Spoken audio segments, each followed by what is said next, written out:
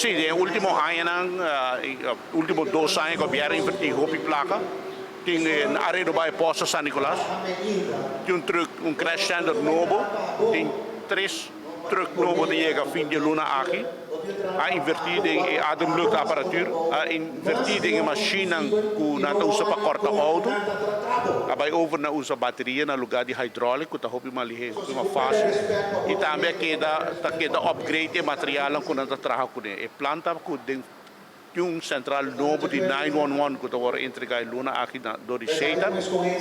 É um problema que está caindo, mas um sistema full novo que vai dar uma garantia e usadora e beldora de 911 que está mais confiável. O plano é essência outra é desenvolvimento de trabalhador.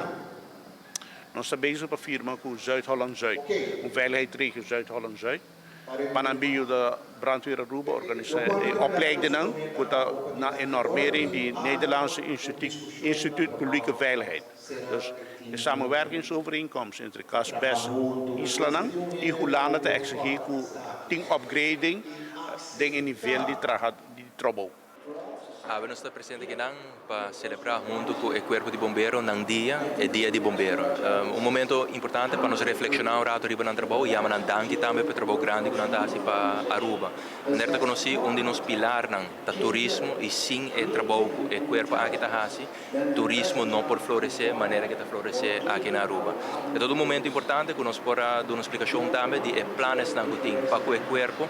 Nós informando que o fim de luna aqui para começo de outra luna e truck novo nang tayega, 3 truck completamente novo tayega para assim reforçar para assim trabalhar de maneira mais segura para a comunidade, para a mesa também.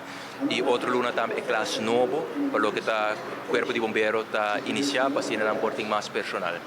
Banda 16 é infraestrutura que acaba de lugar de material e infraestrutura. Nós também seguimos invertir também em Nova Zelândia, tem o desenvolvimento de profissional aqui, em cooperação com o Bonaire e com a Holanda, e tudo isso aqui agora compartilhar na personal aqui para nós também que tem miras para o futuro.